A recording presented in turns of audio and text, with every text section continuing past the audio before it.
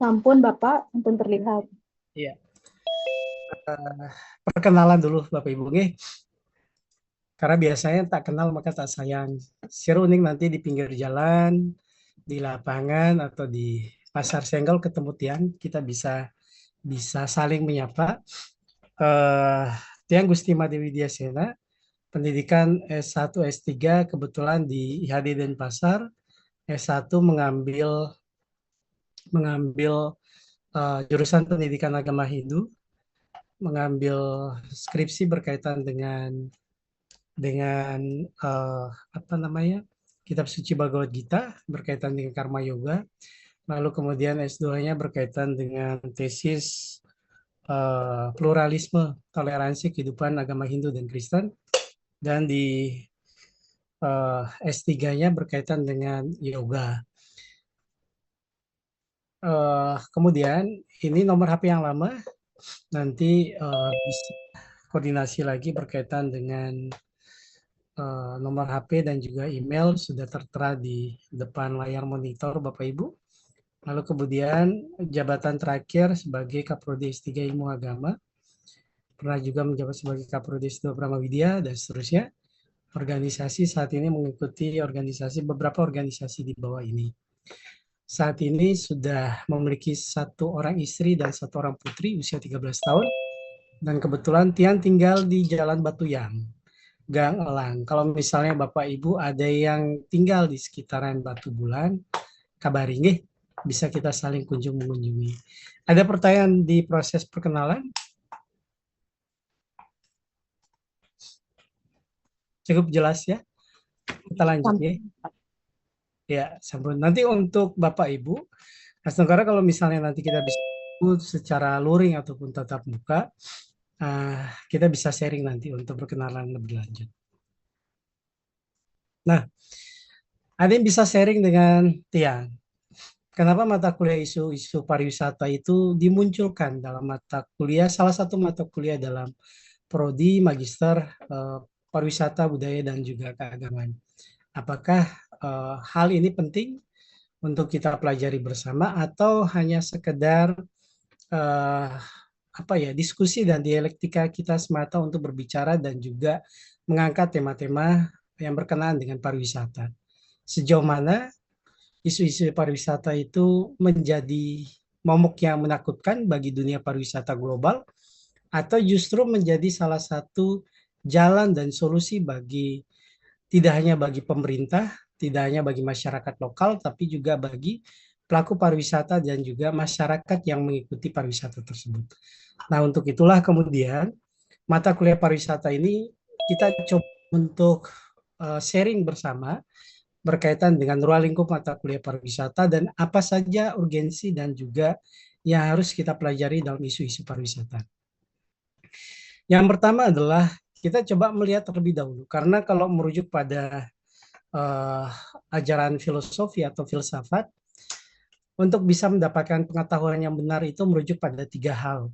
Yang pertama adalah aspek ontologi. Ketika berbicara tentang aspek ontologi, maka kita berbicara tentang hakikat keilmuan, di mana hakikat keilmuan ini merujuk pada kemudian turunan dari pengetahuan itu bermula atau berasal dari mana. Kita bisa melihat bahwa seperti tradisi-tradisi yang ada dan muncul serta berkembang di Indonesia itu tidak muncul begitu saja, tidak serta-merta hadir begitu saja di tengah-tengah kehidupan kita, apalagi nanti di akhir bulan kan kita akan merayakan Catur Berata Penyepian, lalu ada pengerupukan di dalamnya. Saudara-saudara kita Muslim juga melakukan apa namanya Lebaran di dalamnya. Nah, tradisi-tradisi ini kan tidak muncul begitu saja tanpa adanya dasar. Ontologi adalah aspek untuk menguatkan dasar serta mencari esensi apakah setiap konsep itu di dalamnya memiliki aspek esensi atau hakikat atau tidak.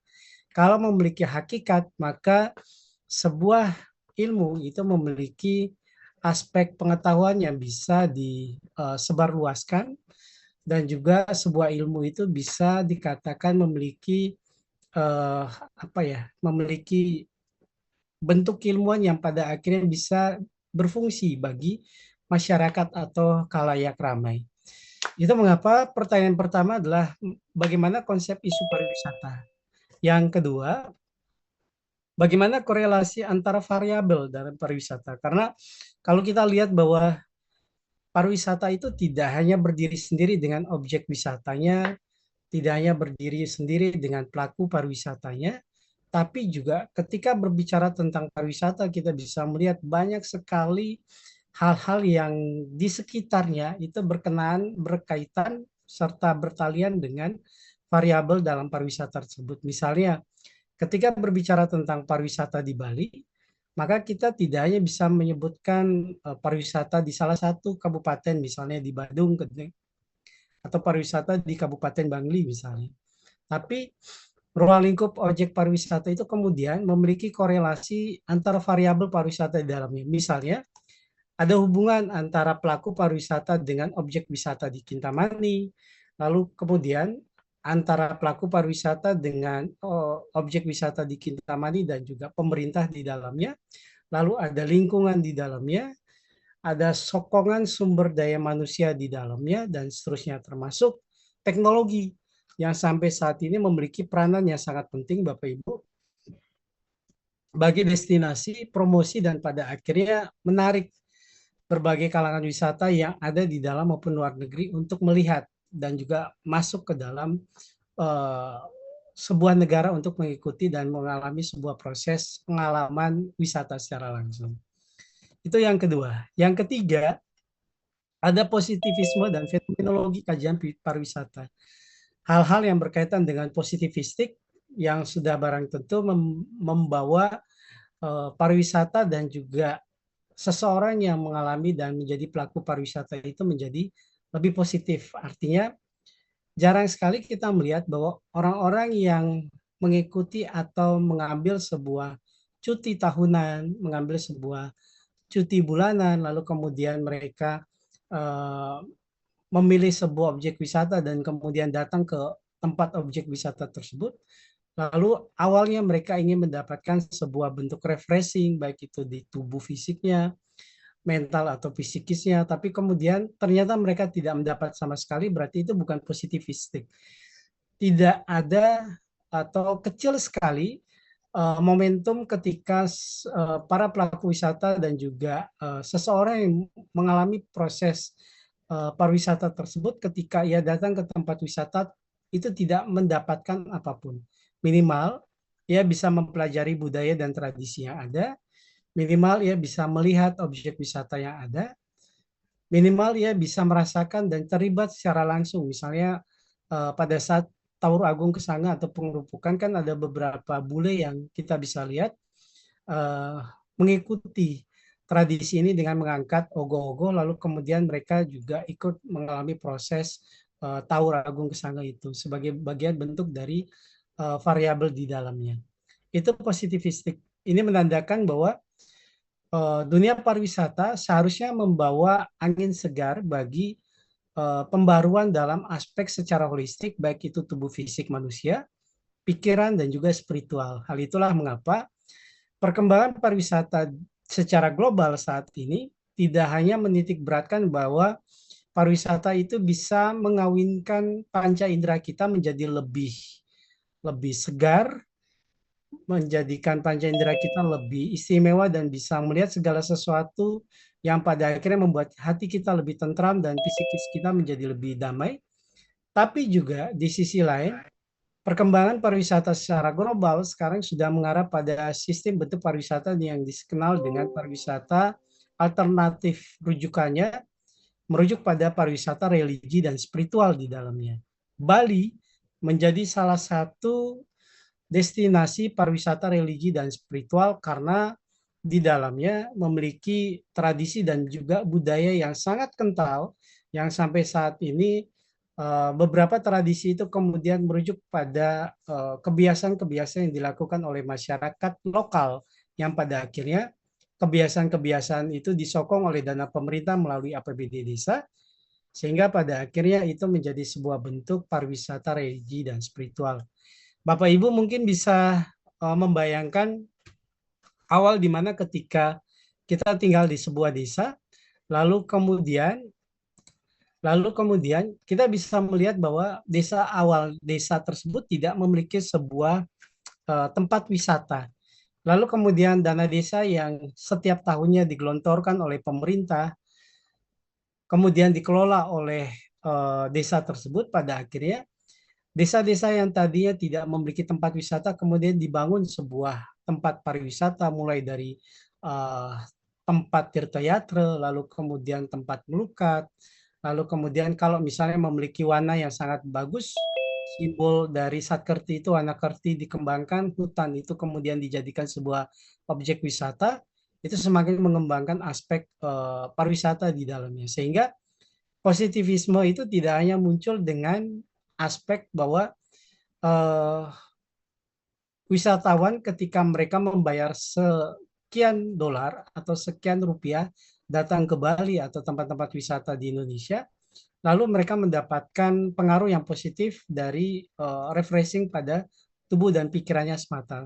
Tapi juga unsur yang paling penting adalah ruang lingkup masyarakat lokal sebagai para pendukung penggiat pelaku wisata itu sendiri, pada akhirnya memiliki peran yang sangat penting bagi desa tersebut untuk membangun potensi pariwisata, di sisi lain juga mengembangkan kemakmuran dan kesejahteraan masyarakat lokal. Itu mengapa aspek positivisme dalam isu-isu pariwisata itu sangat penting, Bapak Ibu, bagi kita untuk melihat bahwa pariwisata kita di Bali atau di Indonesia itu baik-baik saja atau tidak baik-baik saja, seperti salah satunya isu overtourism misalnya. Lalu isu beberapa waktu kemarin ketika berbicara tentang perkelahian para bule dan juga security di Vin Beach Club misalnya. Lalu berbicara tentang kebetulan di tahun lalu yang mengajar tentang pariwisata religi dan spiritual, ada beberapa isu yang berkembang seperti para wisatawan yang datang karena mereka kurang adanya edukasi berkaitan dengan tempat wisata tersebut, dan para guide juga tidak menyampaikan atau tidak didampingi oleh guide, maka pada saat itu mereka mencoba dan bahkan sudah menaiki sebuah tempat suci, pedarman, lalu kemudian mereka buang air kecil, buang air besar, dan seterusnya. Nah, itu adalah salah satu dari isu-isu pariwisata yang bisa saja aspek negatif itu kita bawa ke positivisme dengan merujuk pada aspek edukasi di dalamnya. Lalu kemudian ada fenomenologi kajian pariwisata.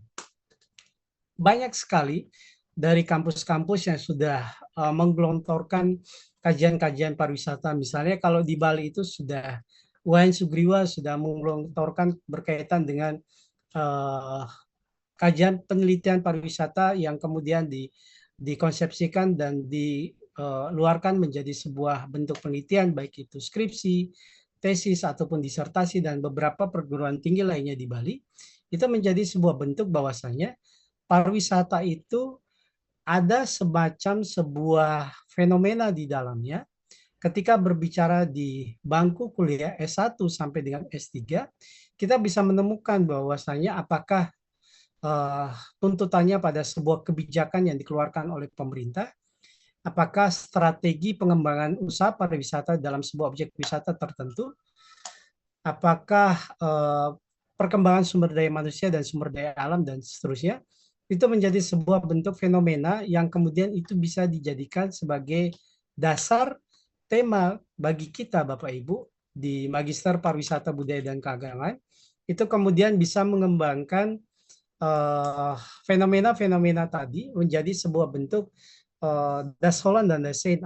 Artinya fenomena-fenomena itu bisa kita ramu menjadi sebuah bentuk antara kenyataan itu tidak sesuai dengan harapan. Sehingga itu menjadi sebuah bahan yang bisa kita kaji dalam dunia pariwisata. Yang keempat, bagaimana paradigma pariwisata berkelanjutan?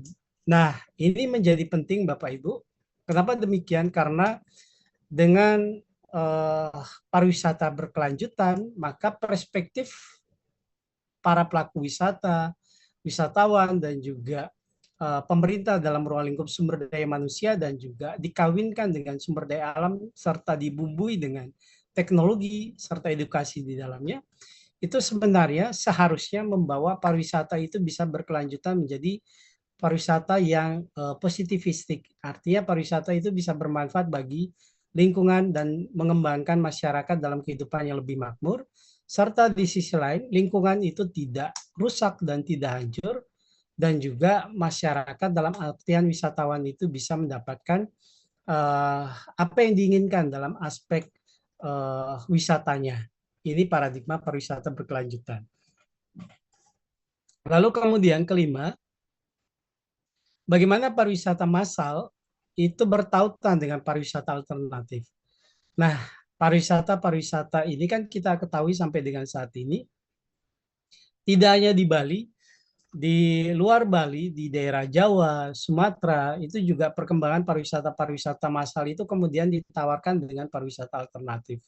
Kenapa demikian? Karena kita ketahui bahwasanya massal ketika bertautan dengan lingkungan, dengan overtourism, dengan populasi yang semakin berkembang, dengan pencemaran limbah yang kemudian muncul, lalu kemudian fenomena bencana alam dan seterusnya, menyebabkan masyarakat dan pelaku wisata itu tidak hanya bertautan dengan pariwisata yang sudah ada sebelumnya, tapi kemudian mengembangkan pariwisata alternatif di dalamnya.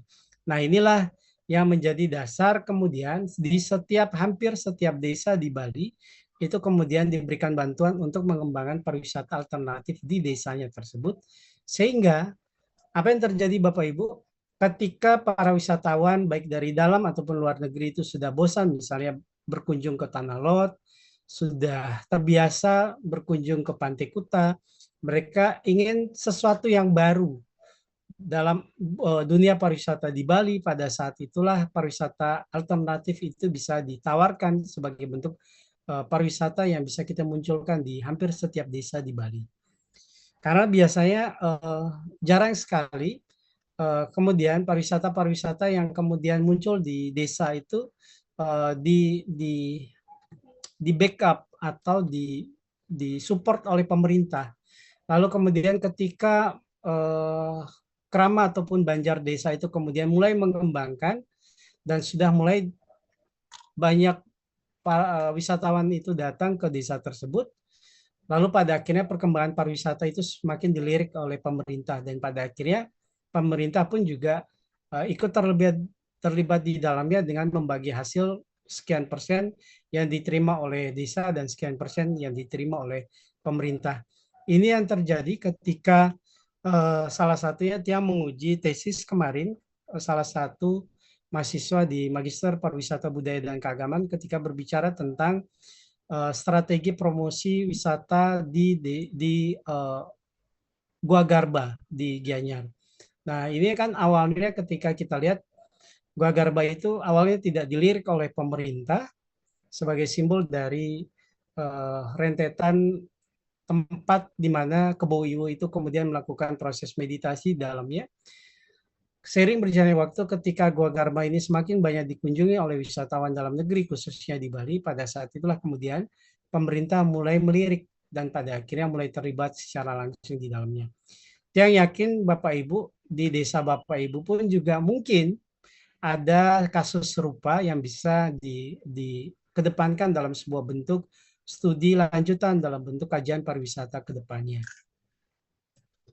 Yang keenam, bagaimana pariwisata berbasis masyarakat dan ekowisata. Nah, ini yang menjadi salah satu rujukan selain pariwisata alternatif, pariwisata religi dan spiritual. Ekowisata juga menjadi salah satu wisata yang kemudian merujuk pada pengembangan Satkerti dan juga Trihita Karana di Bali. Ini poin nomor 6. Dan poin nomor 7, perkembangan isu-isu pariwisata. Bapak Ibu, di 4 pertemuan terakhir nanti, yang akan membagi Bapak Ibu dari 28 orang itu menjadi 4 kelompok. Artinya satu kelompok terdiri dari 7 orang yang kemudian akan membahas tugasnya masing-masing. Satu, berkaitan dengan kebocoran dalam pariwisata, tourism, yang kemudian isu 2, perubahan iklim, sampah, polusi, alih fungsi lahan, ini masuk ke dalam isu 2 dalam tugas kelompok dalam mata kuliah isu pariwisata. Yang ketiga, isu ketiga pada kelompok ketiga, komodifikasi, komersialisasi, dan juga desakralisasi. Itu juga masuk dalam isu ketiga bagian dari variabel isu-isu pariwisata. Dan yang keempat, isu keempat pada kelompok keempat berkaitan dengan tema globalisasi dan lokalisasi. Jadi mungkin lebih mudahnya, dia langsung bagikan saja Bapak Ibu, dari nomor absen 1 sampai 7 itu di kelompok 1, absen nomor 8 sampai 16 itu di kelompok 2 masuk ke isu 2 yang membahas tentang perubahan iklim, sampah, polusi, alih fungsi lahan. Kelompok 3 mulai dari nomor absen 17 sampai 21 itu membuat isu 3 berkaitan dengan komodifikasi, komersialisasi, dan juga desakralisasi. Tugas keempat masuk ke kelompok keempat itu selanjutnya sampai ke orang ke-28, 22 sampai 28, itu berkaitan dengan globalisasi dan juga lokalisasi. Nah, apa yang dibuat Bapak Ibu? Satu adalah membuat materi PowerPoint yang nanti setiap kelompok itu akan mempresentasikan maksimal 15 menit PowerPoint-nya dibuat, lalu kemudian setiap anggota dalam kelompoknya bisa berbicara atau menjawab setiap pertanyaan yang diberikan oleh kelompok lain. Setiap berbicara dan juga setiap memberikan pertanyaan serta jawaban nanti akan Tiang berikan nilai plus atau tambahan, itu untuk membantu nilai UTS yang akan diakumulasi nantinya dengan nilai UAS dari dosen kedua. Jadi tugasnya seperti itu. Ada pertanyaan Bapak Ibu, silakan sebelum Tia lanjutkan.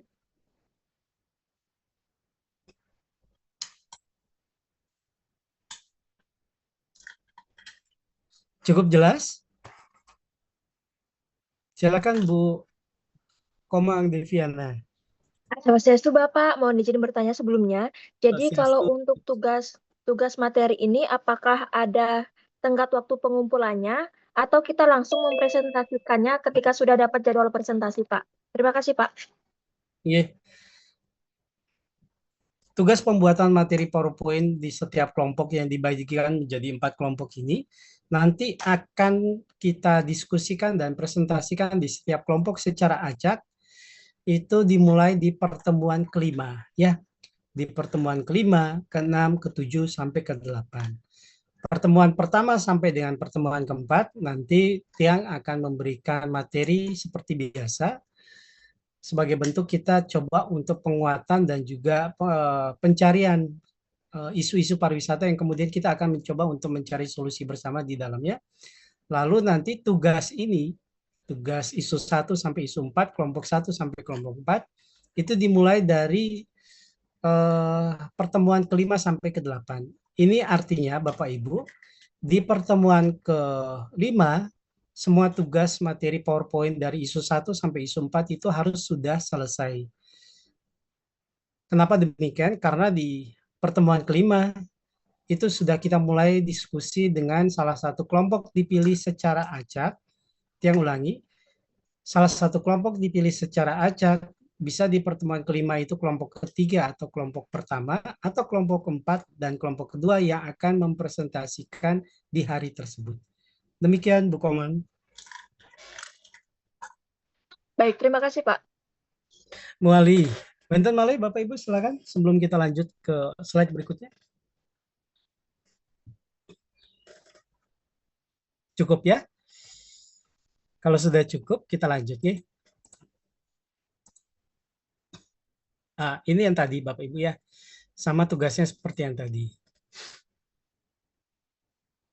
Isu 1 berkaitan dengan kebocoran dalam pariwisata. Isu 2 perubahan iklim, sampah, polusi, alih fungsi lahan.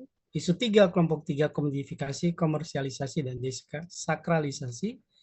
Isu keempat globalisasi dan juga lokalisasi. Ya, kita lihat dulu Bapak Ibu. Ada 4 alasan kenapa wisatawan itu datang ke sebuah tempat wisata atau objek wisata. Satu adalah mereka mencoba untuk melihat panorama wisata alam yang ada di seluruh tempat tujuan wisata yang mereka kunjungi. Misalnya mereka datang ke Bali, lalu kemudian mereka datang ke Tabanan, di sana mereka datang ke Jatiluhur, mereka ke Bedugul, mereka ke Danau Tamblingan, mereka ke Danau Buyan, dan seterusnya. Lalu kemudian tidak hanya di Bali, mereka juga datang ke Jawa, mereka juga melihat Gunung Bromo, lalu kemudian mereka datang ke sebuah tempat wisata, misalnya di Bandung, Parahyangan, dan seterusnya. Ini menandakan bahwa mereka datang untuk melihat apa yang tidak ada di dalam negaranya, apa yang tidak ada dalam daerah dan tempat di mana mereka tinggal atau mereka hidup itu, mereka ingin mencari suasana yang berbeda.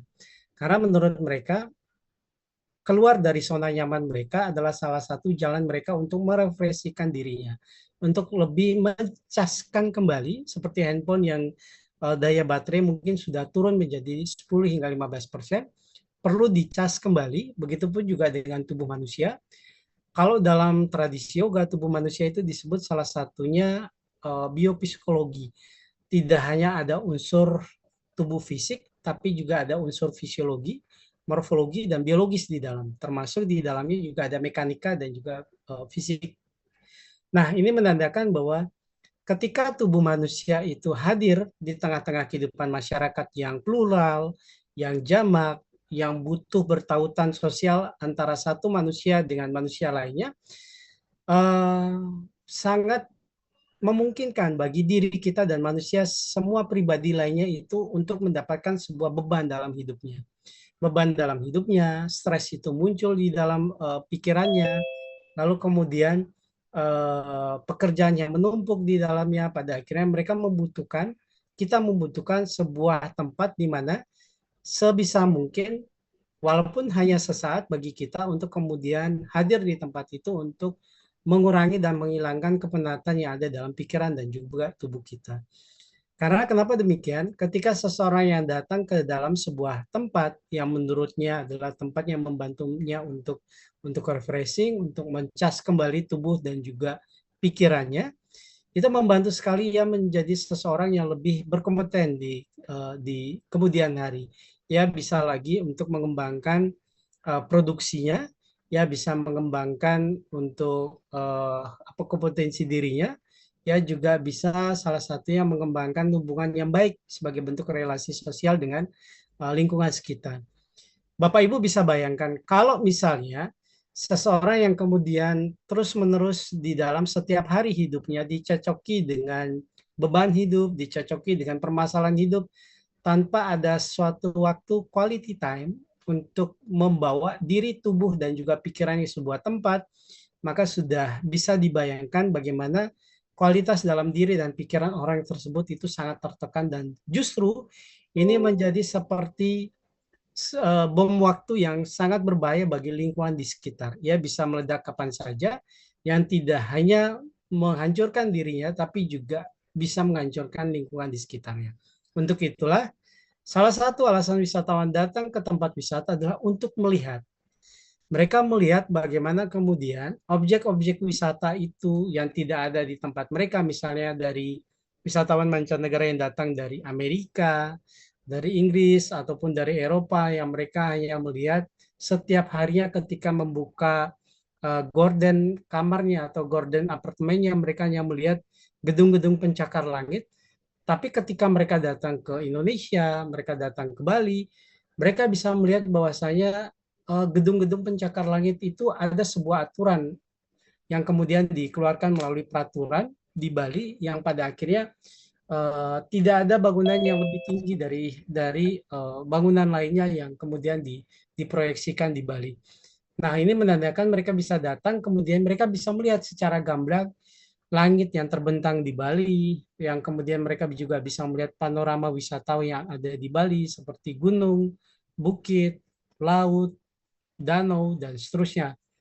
Lalu kemudian kedua, alasan wisatawan datang adalah mereka ingin mengetahui.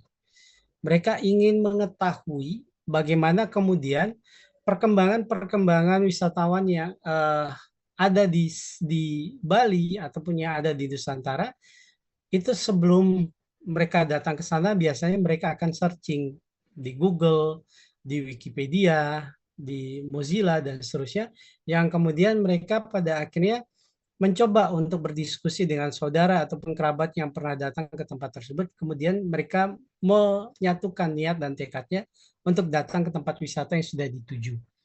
Ketika mereka datang ke sana, ke tempat wisata atau objek wisata yang sudah mereka tuju, pada akhirnya mereka mengetahui bahwa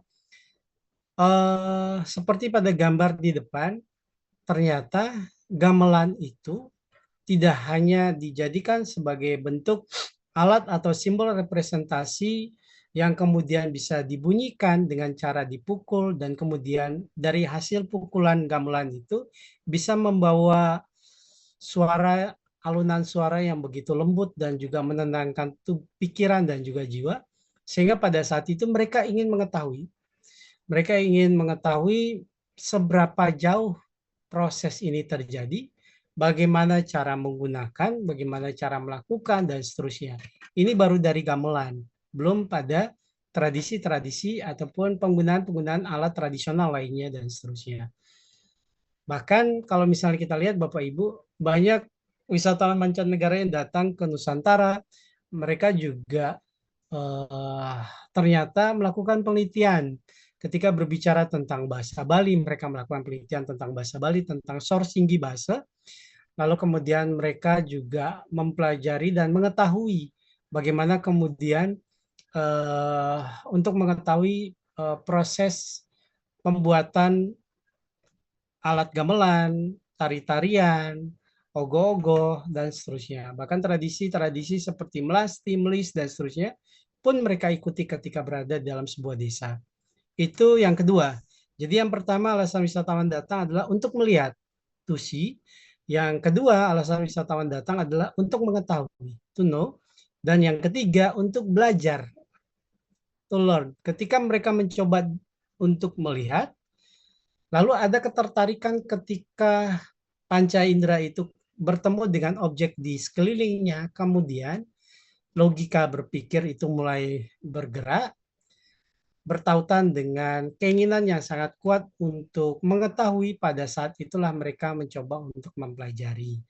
Wisatawan datang ke Nusantara, ke sebuah tempat wisata, mereka mencoba untuk mempelajari bagaimana cara memukul gamelan, bagaimana cara mengangkat ogoh-ogoh, bagaimana cara bersembayang, bagaimana cara melakukan pengelukatan di Tirtempul misalnya, bagaimana cara membuat klakat, membuat canang, dan seterusnya.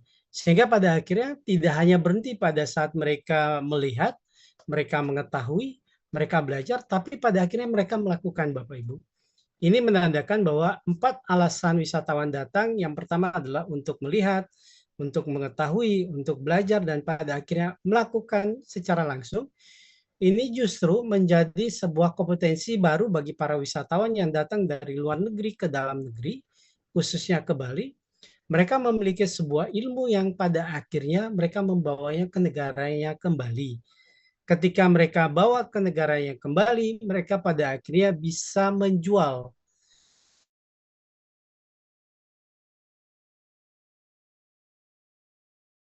pelajari dari tempat wisata sebelumnya itu apakah tari-tarian, bahasa, tradisi atau budaya lainnya, cara menggunakan alat kesenian tradisional dan seterusnya, itu pada akhirnya mereka meneruskan di mana tempat mereka itu berasal. Nah, dari situlah kemudian mereka bisa mendapatkan koin, disitulah mereka bisa mendapatkan poin. Koin itu adalah berkaitan dengan kemakmuran dan kesejahteraan mereka. Poin itu berkaitan dengan harga diri atau kompetensi, penghargaan di mata masyarakat dan juga atasan pekerjaannya. Itu 4 alasan kenapa wisatawan itu datang ke sebuah tempat atau objek wisata.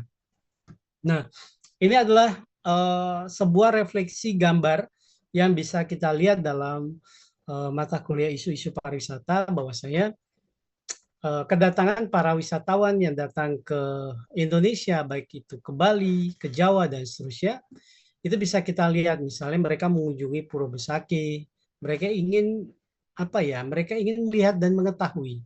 Kalau mereka datang ke sebuah pura kan mereka ingin datang, lihat dan mengetahui. Minimal ada sebuah proses pedagogik di dalamnya, proses pembelajaran di dalamnya sehingga mereka bisa mengetahui sejarah peradaban dan juga proses akulturasi itu terjadi. Yang kedua, tari-tarian misalnya. Nah, tari-tarian ini tidak hanya mereka mengagumi dengan cara melihatnya, tidak hanya dengan cara apa namanya mengetahui, tapi juga banyak sekarang wisatawan asing itu kemudian mempopulerkan tari-tarian yang kemudian itu menjadi rujukan bagi perkembangan eh, koinnya mereka. Lalu yang ketiga, ada proses melis ataupun melasti yang tidak sedikit di daerah-daerah seperti Kerobokan, lalu kemudian di Canggu ataupun di Badung itu sendiri, terselip beberapa wisatawan dalam dan luar negeri yang mencoba ikut merasakan juga.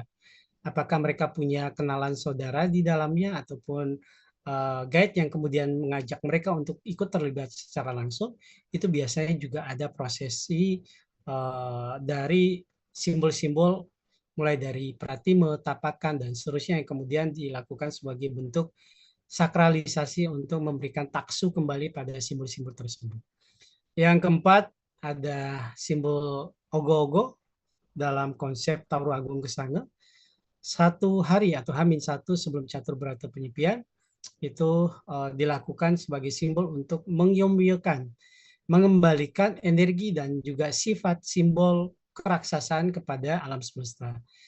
Tidak hanya nyepi Bapak Ibu, kita juga prosesi mendesakralisasi dalam simbol mengyomyokan energi negatif itu untuk menjadi energi positif itu juga terdapat pada saat perayaan Hari Raya Galungan dalam bentuk simbol Sugihan Jawa dan juga Sugihan Bali. Kalau Sugihan Bali adalah simbol untuk pemulihan dan pemurnian bagi diri kita sendiri, sedangkan Sugihan Jawa berasal dari kata Jawi, itu merujuk pada simbol pemulihan dan pemurnian pada alam semesta. Itu mengapa ada konsep otonin dan juga ada konsep mecaru. Simbol yang kemudian merujuk pada aspek di dalam dan aspek keluar diri manusia. Nah, simbol-simbol itu kemudian dilakukan dalam representasi kehidupan keseharian kita menjadi simbol Trisandia. Trisandia ini kan terdiri dari 6 bait. Mulai dari bait pertama sampai bait ke-6 itu merujuk pada aspek yang masuk ke dalam, dari luar ke dalam. Inner beauty kita itu kemudian dikembangkan, proses refleksi diri kita itu kemudian dikembangkan. Berbeda dengan salah satunya ketika berbicara tentang aspek yatnya atau ritual, maka simbol-simbol upakara yang berasal dari luar itu sebagai simbol untuk media komunikasi sekaligus juga energi yang dihantarkan dari Tuhan kepada kita dalam bentuk wujud upacara ataupun yatnya. Nah, itu wujud ogoh-ogoh. Lalu proses piodalan juga dilakukan seperti pada gambar di depan. Lalu ada pantai-pantai yang indah di Nusa Penida, salah satu misalnya ada Pantai Kelingking dan seterusnya. Ada proses datang untuk mendapatkan simbol pengelukasan di dan terakhir proses grebek itu yang pada saat di Jogja ataupun Solo ketika masyarakat Jogja atau Solo dalam waktu kurun tertentu mereka mendapatkan hasil panen yang bagus, lalu kemudian biasanya di hampir setiap tahun mereka melakukan proses ini yang kemudian sebagai simbol untuk pemulihan dan pemujaan pada alam semesta. Bahkan kalau di Jogja Bapak Ibu, ada di mana disebutkan dalam sebuah malam yang dikenal dengan malam satu suro, kalau kita mungkin kenal dengan simbol Kajeng Kliwon Enyitan, dalam malam satu suro itu sengaja Kiai Slamet itu dilepaskan dalam sebuah tradisi yang ada di Jogja. Simbol Kiai Slamet itu adalah simbol sapi putih atau kerbau putih yang kemudian sengaja dilepaskan untuk mengelilingi keraton tersebut, keraton Jogja. Apa yang terjadi ketika mereka mengelilingi keraton Jogja, para pedagang yang berada di sekitar keraton Jogja itu ketika makanannya ataupun dagangannya itu diambil dan dimakan oleh Kiai Slamet, maka diharapkan itu menjadi sebuah simbol untuk memberikan kemakmuran dan kesejahteraan bagi mereka. Sehingga para pedagang itu tidak mengusir kiai-kiai selamat itu yang kemudian menjadi rujukan bagi mereka untuk makan dan juga mengambil dagangan mereka. Mereka dengan ikhlas memberikan, mereka meyakini bahwa setiap makanan yang diambil dan dimakan oleh kiai selamat atau sapi atau kerbau putih itu pada akhirnya membantu mereka untuk memberikan kemakmuran dan juga kesejahteraan. Nah, ini sebuah tradisi. Di India, bagaimana tradisi terjadi sama seperti di Jogja. Tradisi di India, simbolnya kalau kita datang di India, di hampir semua wilayah daratan India, ketika sapi itu kita lihat, itu tidak jarang sekali itu berada di dalam kandang. Justru mereka jalan-jalan di tengah jalan, keliling ke tengah jalan, mereka seperti halnya kucing dan anjing mungkin kalau di Indonesia yang kita sering lihat kalau berada di jalan. Nah, ini menandakan bahwa pemulihan dan juga penghargaan pada aspek simbol Tuhan dalam bentuk wujud sapi dan kerbau itu ternyata juga muncul tidak hanya di Bali, tapi juga perkembangannya sebagai bentuk aspek pariwisata yang muncul dari simbol hewan ini, itu juga muncul pada daerah atau negara-negara lainnya selain Indonesia. Nah, sampai di sini Bapak Ibu. Sebelum Tiang lanjutkan, ada pertanyaan silakan.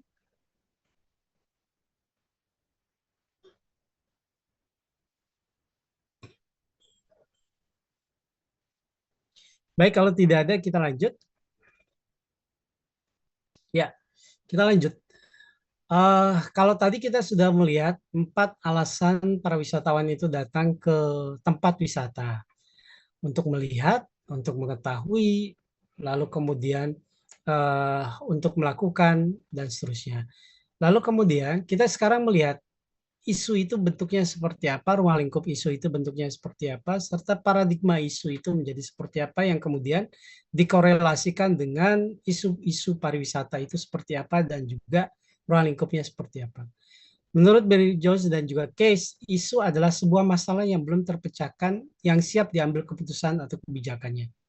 Benar Bapak Ibu bahwa ketika kita mengetahui bahwa apakah ada sebuah peristiwa di daerah Pantai Bravo misalnya, saat hujan pada saat itu banjir, maka itu menjadi isu. Ketika kita datang secara langsung atau melihat secara langsung melalui media sosial atau teman yang kemudian mengirimkan kepada kita dan juga kiriman video itu ternyata memang betul hari itu diambil pada waktu itu ketika banjir itu melanda di Jalan Pantai Bravo pada saat itu, maka kita bisa mengatakan bahwa kebenaran itu sudah terpecahkan. Kita bisa melihat bagaimana kemudian isu itu tidak hanya menjadi ngambang lagi, tidak menjadi sebuah bentuk statement yang pernyataannya itu masih bersifat hipotesis atau dugaan sementara, tapi itu bisa kemudian kita katakan bahwa kebenaran itu bersifat nyata adanya. Itu mengapa ketika berbicara tentang isu adalah berbicara tentang sebuah masalah yang belum terpecahkan. Tapi tidak titik Bapak Ibu, ada koma di sana, ada terus kalimatnya. Yang siap diambil keputusannya. Ini menandakan bahwa setiap isu jangan didiamkan. Setiap isu jangan dibiarkan. Ketika isu itu didiamkan, ketika isu itu dibiarkan menjadi sebuah pembiaran isu, pada akhirnya itu bisa berdampak pada sebuah kinerja, pada sebuah manajemen, pada sebuah pelaku pariwisata, dan seterusnya. Sehingga hal-hal yang tadinya bersifat hanya pernyataan atau dugaan sementara menjadi isu sementara, justru kalau dibiarkan menjadi pembiaran, pada akhirnya isu itu bisa menjadi fakta atau kenyataan.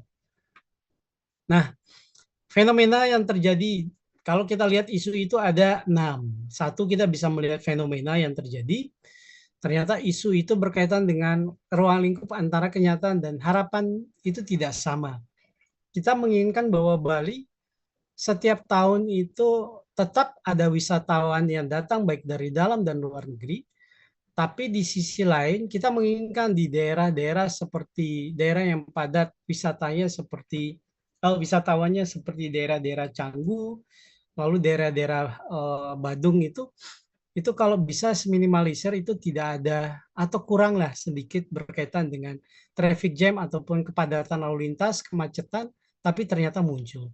Nah, isu-isu ini berkembang dari fenomena antara harapan kita bahwa kendaraan itu datang kita ingin sembahyang ke Tanah Lot misalnya dari Denpasar, melewati Canggu, pada akhirnya sampai di sana, yang harusnya misalnya 1 jam, ternyata kita lewatnya di jam pagi atau sore hari ketika sedang rame-ramenya orang berangkat atau pulang sekolah, pulang kerja, maka pada saat itu bisa berjam-jam kita sampai ke Pura Tanah Lot untuk maturan. Nah, ini adanya fenomena bahwa harapan kita untuk datang dan sembahyang ke Pura Tanah Lot melalui Canggu yang awalnya menginginkan dari jam 5 misalnya sampai Pura Tanah Lot jam 6 pas Sandiakala itu kita bisa sembahyang, jam 6 sore, ternyata sampai di Pura Tanah Lot bisa jam 7 atau jam 8. Itu fenomena, antara harapan dan kenyataan tidak sama.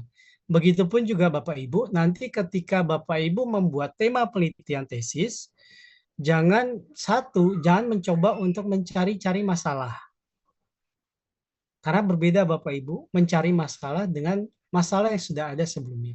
Atau yang kedua, tidak ada masalah dalam sebuah desa atau sebuah kajian yang akan kita lakukan dalam bentuk penelitian, kita membuat masalah sendiri yang pada akhirnya masalah itu kita masukkan dalam sebuah latar belakang penelitian. Itu keliru Bapak Ibu. Apa yang harus dicari? Harus dicari adalah ketimpangan antara harapan dan kenyataan dalam latar belakang masalah penelitian yang kita buat. Itu fenomena. Yang kemudian kedua, isu berkaitan dengan pusat perhatian.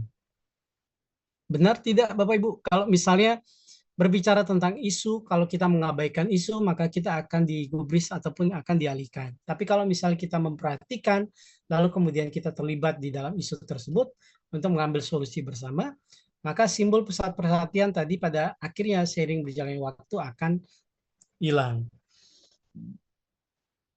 Yang ketiga, isu bisa berkaitan di dalam atau di luar organisasi. Misalnya, isu berkaitan dengan kedisiplinan di dalam organisasi, tepat waktu, dan seterusnya.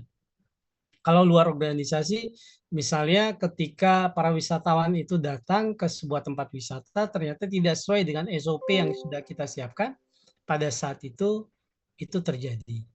Yang keempat, perkembangan-perkembangan isu di dalamnya. Kita tahu bahwa zaman dulu, Bapak Ibu, kalau kita lihat ketika proses fitriyatnya, jenazah itu diangkat dan dimasukkan dalam sebuah peti mati, lalu kemudian diangkat dalam sebuah badai.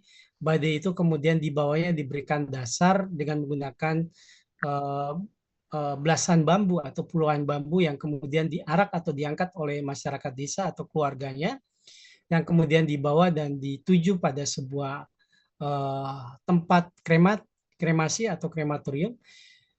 Kita bisa melihat bahwa proses itu dilakukan secara klasik dan juga sederhana.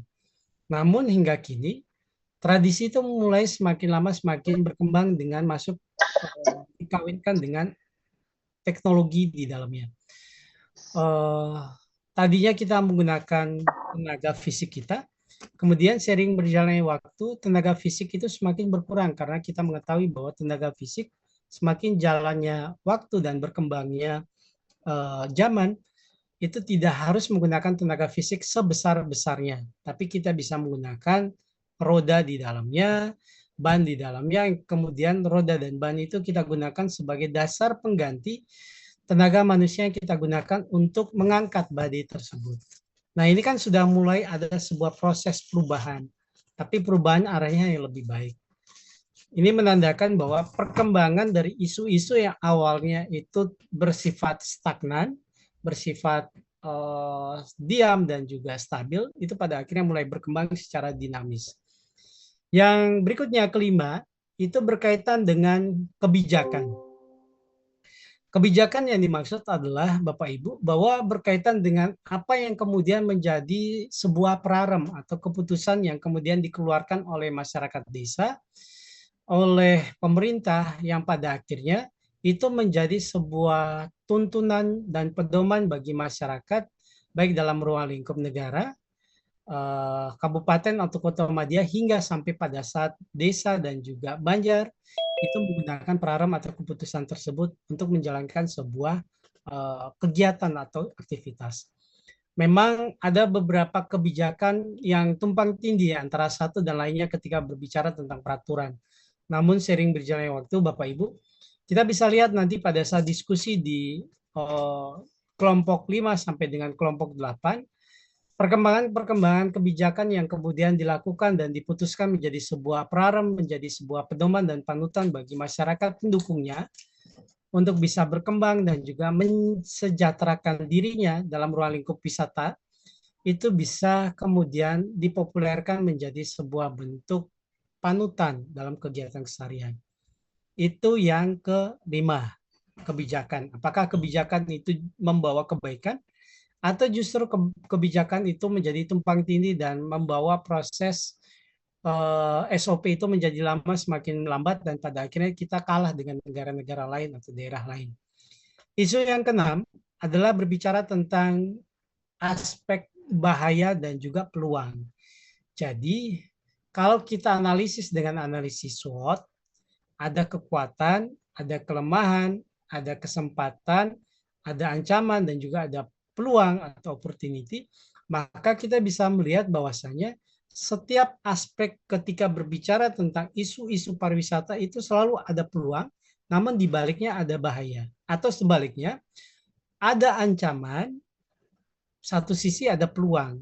Sebagai salah satu contoh, Bapak Ibu, ketika berbicara tentang overtourism yang ada di Bali, overtourism ini tidak hanya berdiam pada sebuah kabupaten atau sebuah titik lokasi objek wisata, tapi juga berkembang di beberapa objek wisata lainnya. Nah, salah satunya yang paling kita ketahui sampai saat ini kan di Kabupaten Badung. Kabupaten Badung menjadi salah satu bentuk di mana over tourism itu berkembang. Yang kemudian populasi turis itu berkembang, seiring berjalan populasi turis itu berkembang, maka itu bisa memiliki dampak negatif sebagai bentuk ancaman. Satu, bahwa ketika mereka datang dari negaranya ke Bali atau negaranya ke Nusantara, mereka tidak diberikan edukasi di pesawat. Mereka tidak diberikan edukasi dalam kapal pesiar, yang sebenarnya edukasi-edukasi ini penting sekali bagi mereka untuk mengetahui, melihat, dan memahami bagaimana bentuk tradisi kearifan lokal yang ada di tempat tujuan wisata tersebut, sehingga mereka pada akhirnya bisa mengikuti dan juga menghargai tradisi dan budaya setempat. Nah, ini yang masih kurang. Sehingga apa yang terjadi? Miss itu menjadi ancaman, isu itu bukan jadi sebuah isu pernyataan substansi yang pada akhirnya hanya bergerak pada aspek dialektika semata, tapi justru itu berkembang pada praktik di dalamnya. Sudah ada tindakan, sudah ada sikap di dalamnya. Orang-orang yang datang dari luar negeri, kemudian mereka menjadi seorang wisatawan, mereka tidak tahu tentang tradisi dan juga penghargaan terhadap kultur atau budaya setempat, pada akhirnya mereka dengan tidak sepengetahuan atau sengajanya, kalau mereka sudah tahu, mereka pada akhirnya mencemari simbol-simbol tradisi dan juga budaya serta keagamaan yang ada di Nusantara, khususnya di Bali. Nah, itu adalah sebuah ancaman atau bahaya. Tapi peluangnya apa, Bapak Ibu?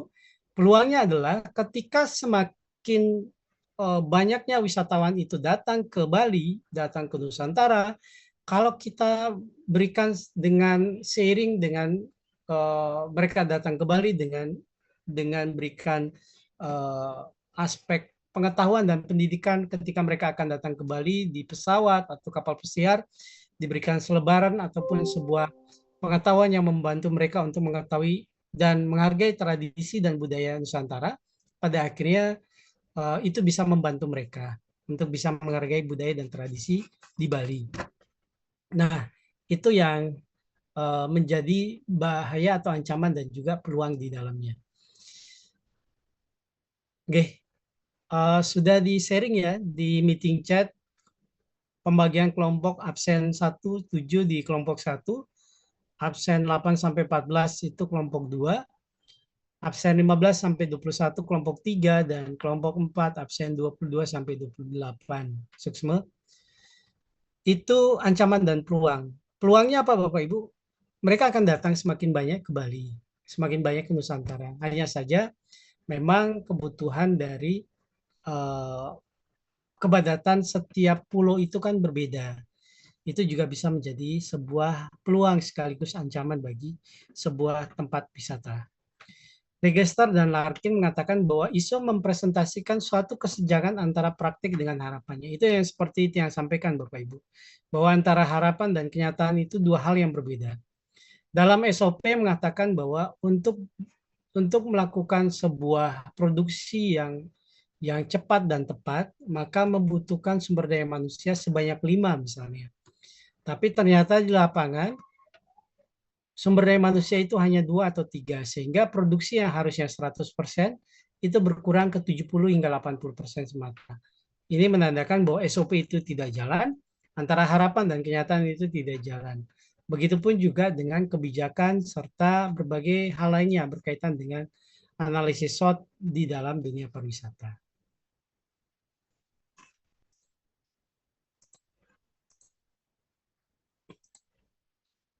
Ya, ini ya Bapak Ibu yang bisa kita lihat salah satu bentuk isu-isu pariwisata.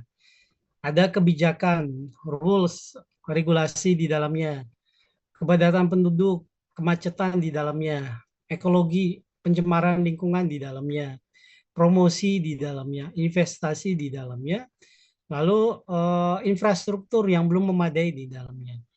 Sumber daya manusia, human resources di dalamnya, karena di Jepang saat ini, mungkin Bapak Ibu sudah pernah mendengar, karena angka kehamilan, perkawinan, dan juga pertumbuhan indeks manusia itu semakin turun atau berkurang, maka mereka membutuhkan banyak sekali tenaga asing yang datang untuk bekerja di Jepang. Dan ini menjadi PR tidak hanya di Jepang, tapi juga di Korea Selatan. Pemerintah bahkan memberikan subsidi bagi para pasangan yang pacaran kemudian untuk menikah, lalu kemudian menghasilkan seorang anak di dalam perkawinannya, itu diberikan tunjangan bagi ibu hamil sampai melahirkan dan juga tunjangan ketika anak itu sudah sekolah. Ini menandakan bahwa ada sebuah urgensi yang harus awalnya menjadi isu Bapak Ibu di Jepang dan di Korea Selatan, awalnya menjadi isu. Tapi seiring berjalannya waktu, ketika isu itu dibiarkan karena mereka di sana kan sumber daya manusia sangat luar biasa ketika berbicara tentang skill-nya, tentang talent-nya atau kompetensinya itu sangat luar biasa. Tapi berbicara tentang indeks pertumbuhan manusia, karena ada rasa trauma dan ketakutan untuk hidup bersama, dan juga biaya hidup yang sangat tinggi di Jepang dan Korea Selatan pada saat itu, mereka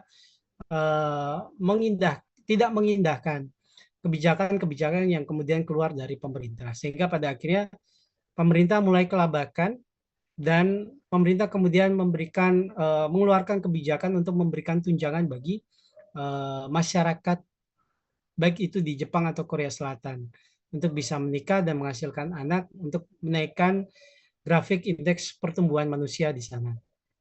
Nah, ini adalah salah satu contoh dari isu-isu pariwisata yang berkembang di seluruh dunia, khususnya di Bali. Yang terakhir Bapak Ibu yang bisa yang sharing, kita akan melihat diagram bagaimana isu itu berkembang. Jadi isu itu tidak muncul begitu dengan sendirinya, tapi ada tahapan-tahapan isu, ada proses di dalamnya. Sama seperti Bapak Ibu dari rumah ke kampus pasca sarjana di Jalan Kenyeri nomor 57 itu kan ada sebuah proses. Pertama, kita memilih misalnya literatur yang kita persiapkan. Mata kuliah hari ini misalnya isu-isu pariwisata, yang kemudian kita siapkan literaturnya, kita siapkan bukunya, yang kemudian kita siapkan pakaian, kita siapkan kendaraan, kita berjalan. Ketika kita sudah mengendarai kendaraan bermotor, proses di lapangan pun kita bisa melihat ketika di lapangan terjadi kemacetan, jalan mana yang harus kita tempuh, yang kemudian itu menjadi salah satu jalan alternatif seperti pariwisata alternatif yang kemudian bisa memudahkan kita untuk mencapai gedung pasca secara singkat dan pada akhirnya tepat waktu. Isu pun juga seperti itu Bapak Ibu. Ada sebuah proses tahapan isu yang tidak muncul begitu saja, tapi ada sebuah proses perkembangan sehingga sebuah gejala itu menjadi sebuah isu. Yang pertama ada permulaan, ada awal mula. Seperti dongeng ya, ada mula-mula atau awal mula. Yang kemudian kedua berkaitan dengan mediasi, ketiga berkaitan dengan sistem manajemen atau organisasi, keempat ada resolusi di dalamnya. Sekarang kita lihat yang pertama, permulaan. Ketika berbicara tentang permulaan Bapak Ibu, itu ada sebuah potensi isu di dalamnya. Tidak hanya dalam ruang lingkup kehidupan sosial, pribadi, tapi hal-hal yang berkaitan dengan ruang lingkup pariwisata pun juga tidak lepas dari potensi-potensi yang berkaitan dengan isu-isu.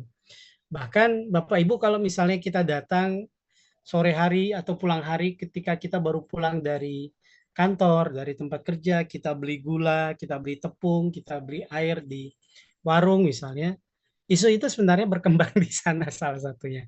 Berkaitan dengan perkembangan isu di lingkungan sekitar, masyarakat sekitar, sampai pada pribadi, setiap pribadi, antar pribadi itu berkembang menjadi potensi isu. Orang mulai berbicara, mungkin 5-10 menit berbicara tentang harga minyak, harga air yang meningkat, harga canang misalnya meningkat, 5-10 menit maksimal. Tapi kalau sudah berbicara, Pak, Bu, tahu tidak? Tetangga kita yang rumahnya nomor 4B itu, yang baru pindah misalnya, itu sudah berbicara isu ke sana itu semakin panjang. Itu bisa lebih dari 10 hingga 15 menit. Nah, ada potensi isu di sana juga semakin berkembang. Itu permulaan. Yang berikutnya Bapak Ibu, kita bisa melihat apa itu saja bentuk potensi isu. Satu berkaitan dengan kebijakan yang dikeluarkan oleh pemerintah, yang dikeluarkan oleh organisasi. Yang kedua adalah faktor politik, ketiga ekonomi, dan keempat tren sosial. Jadi empat faktor ini menjadi potensi isu yang kemudian berkembang di hampir seluruh tahapan isu yang ada dan berkembang di seluruh dunia. Karena berkaitan dengan politik, maka harga itu bisa naik atau turun. Karena berkaitan dengan ekonomi, maka akan berdampak pada semua kemakmuran atau kesejahteraan masyarakat, kebijakan, tren sosial, dan seterusnya. Lalu mediasi. Ketika berbicara tentang mediasi, berbicara tentang bagaimana potensi isu yang ada dalam tahapan tabel permulaan itu yang merujuk pada politik, ekonomi, kebijakan, tren sosial itu kemudian berkembang dan berpengaruh. Semakin dia berkembang, isu itu semakin berpengaruh pada sendi-sendi kehidupan sebuah organisasi atau di luar organisasi. Kalau semakin berpengaruh, maka seharusnya secepatnya dimediasi, secepatnya dimusyawarahkan untuk kemudian mendapatkan sebuah hasil untuk dimufakatkan, untuk diambil sebuah kebijakan. Kalau tidak, maka isu yang berkembang semakin lama semakin berpengaruh dan pada akhirnya menjatuhkan dan merubuhkan sebuah perusahaan atau organisasi yang muncul dan berkembang. Nah, mediasi itu bisa dilakukan dengan cara pengolahan informasi, salah satunya adalah komunikasi dua arah. Antara yang bisa saja yang kita tahu yang menyebarkan isu dan juga yang kedua adalah yang menerima isu. Jadi komunikasi itu dilakukan secara dua arah. Dan memang bagus kalau komunikasi itu dilakukan secara dua arah. Jangankan dalam dunia pariwisata Bapak Ibu, di rumah tangga kita sekalipun, kalau hanya suami yang kemudian berkuar-kuar untuk menyampaikan pendapat tanpa mendengar pendapat atau asumsi dari istrinya, maka itu dikatakan bukan sebuah pengolahan informasi yang baik dan benar.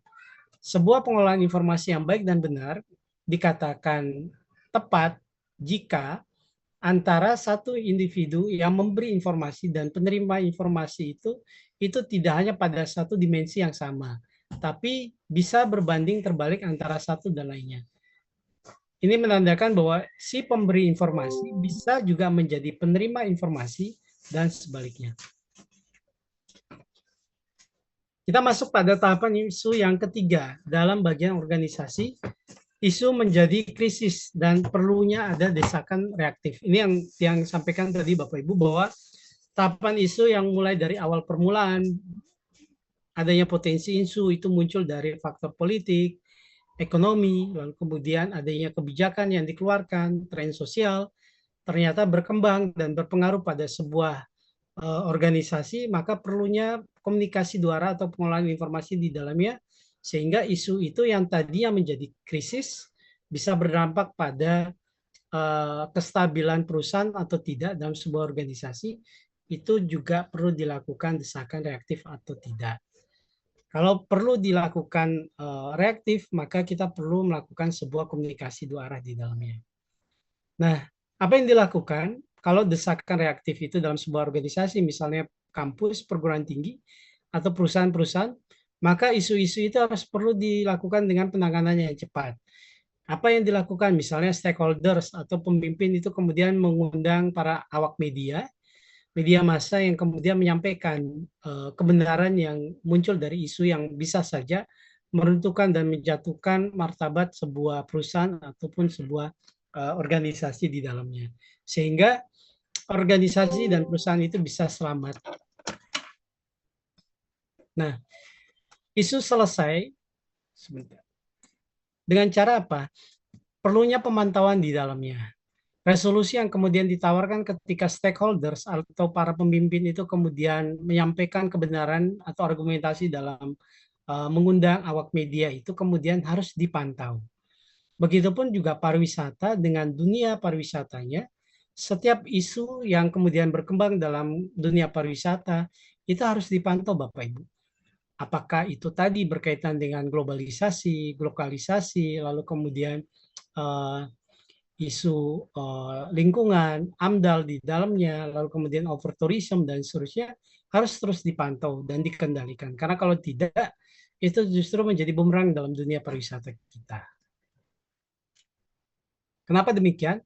Karena pemantauan itu dilakukan untuk mencegah datang kembali, biar tidak lagi datang kembali. Sama seperti Bapak Ibu di rumah itu kita sudah rawat dan bersihkan tanaman, lalu kemudian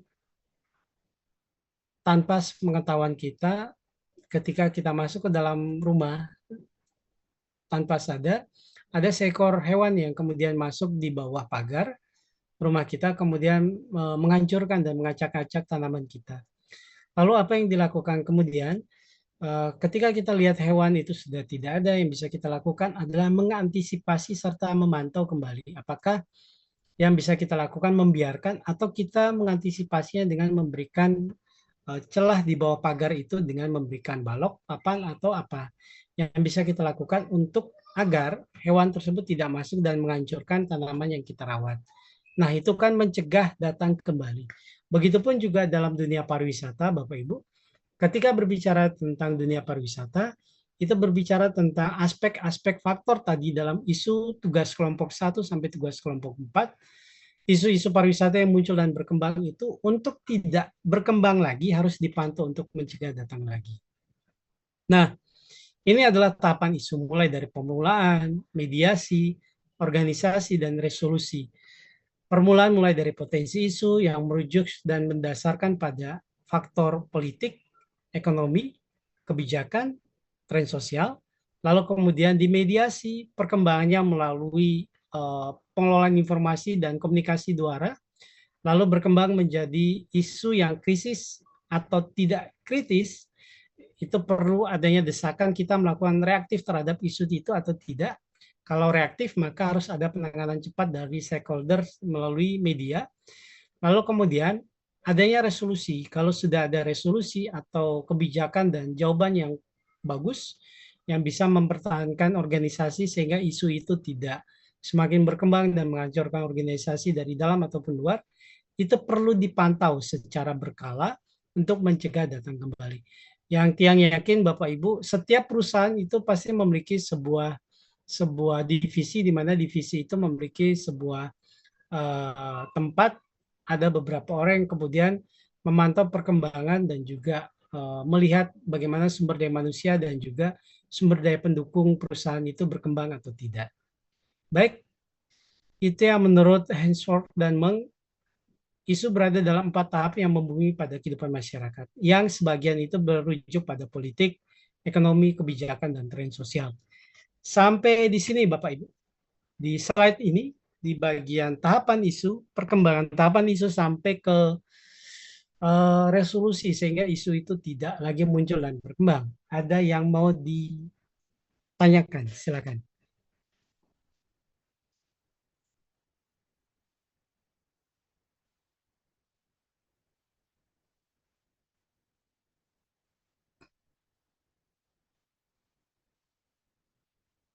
Ada Bapak Ibu?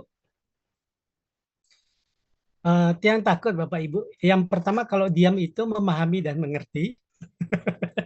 Atau yang kedua, ketakutan tiang itu menjadi besar ketika yang kedua itu terjadi. Pak, dari awal sampai selesai kayaknya masuk tembus telinga kiri, tembus telinga kanan. Semoga tidak Bapak Ibu ya. Ini yang bisa Tiang sampaikan Bapak Ibu. Kalau tidak ada pertanyaan, kita cukupkan pertemuan hari ini di perkuliahan hari ini.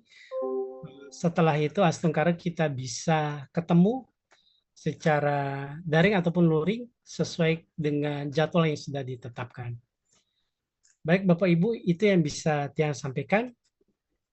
Bu Desi ada kortinya?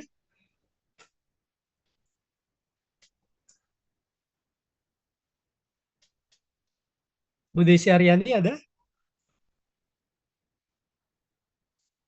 Sepertinya tidak ada Bapak Renggro. Tidak ada ya, oke.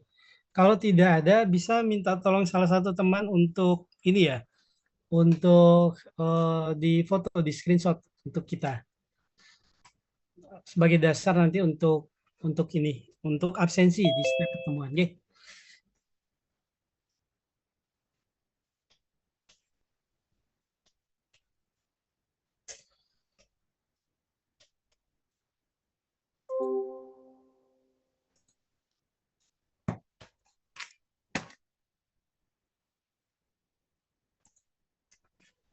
Ada yang sudah ini, sudah mengambil foto?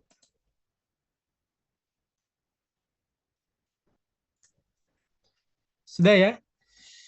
Baik, kalau sudah, demikian pertemuan yang bisa Tiang sampaikan Bapak Ibu, dan Tiang mohon maaf kalau ada hal-hal yang kurang berkenan dalam proses penyampaian materi ini yang berkenaan dengan isu-isu pariwisata. Mas Tenggara di minggu depan kita bisa bertemu secara daring ataupun luring. Akhir kata Tiang akhiri dengan mengaturkan Pramasanti. Om Santi, Santi, Santi, Om. Om Narayana. Om santai santai. Sukses semua Pak Dokter. Rahayu Om sareng sami Bapak Ibu.